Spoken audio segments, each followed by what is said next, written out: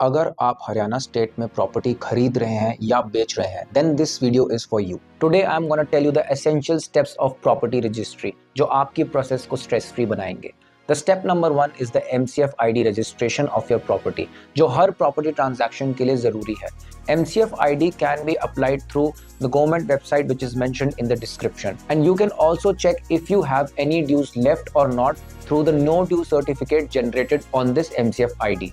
Step number 2 is to apply the permission to sell. Permission to sell सिर्फ seller ही लगा सकता है। Permission to sell लगाने के लिए you have to visit the Hooda website which is called HSVP, जिसकी फी 14,000 rupees है। HSVP will verify the legitimacy of property owners and property papers. Normally permission मिलने में सिर्फ 7 से 10 दिन लगते हैं। अगर आप जल्दी में हैं तो यू कैन यूज द तत्काल सर्विस जिसकी फीस 25,000 रुपीज है। इस केस में आपको 2 से 3 दिन में मेल पर परमिशन टू सेल आ जाएगी। Step number 3 is to purchase the stamp paper. After permission to sell is generated, then you have to buy the stamp paper from the government website, जिसका link मैंने description में add किया है।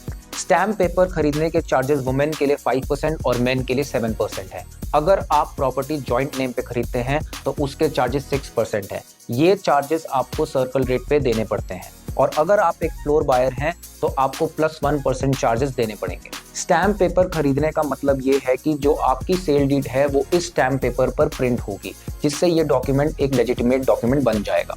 The last and the final step is to apply the token for appointment date of registry. Appointment date लेने के लिए आप सब रजिस्ट्रार के ऑफिस या फिर गवर्नमेंट वेबसाइट पर जा सकते हैं। अपॉइंटमेंट की डेट बायर और सेलर म्यूचुअली डिसाइड करते हैं, and after that you can choose the earliest date available. On this final date of registry buyer और सेलर सब रजिस्ट्रार के ऑफिस मिलते हैं, जिसे हम तहसील ऑफिस भी कहते हैं। तहसील ऑफिस में सारी प्रॉपर्टी रजिस्ट्री होती हैं। यहाँ पर बायर और सेलर की फोटोज और साइन लिए जाते हैं which is attached on the sale deed जो आपने स्टैम्प पेपर पर प्रिंट कराई होती है। Once the process is completed, sale deed की एक कॉपी बायर और सेलर को दी जाती है एंड एक कॉपी तहसील ऑफिस में सबमिट करी जाती है। इन अप्रोक्सीमेटली 7 डेज आपको ये ओरिजिनल सेल डीड कॉपी वापस मिल जाती है। तो ये था final step of property registry. अगर आप एक रेगुलर इन्वेस्टर हैं या फिर एक फर्स्ट टाइम होम बायर हैं तो आपको ये सारे स्टेप्स ऑफ रजिस्ट्री पता होने चाहिए। अगर आपको इस पर्टिकुलर मैटर में कोई डाउट या फिर कोई क्वेरी है तो आप हमें DM कर सकते हैं या फिर दिए गए नंबर पर कॉल कर सकते हैं। और अगर आपको प्रॉपर्टी की ऐसी और वीडियोस में इंटरेस्ट है तो आप हमको फॉलो, सब्सक्राइब और लाइक करना ना भूलें।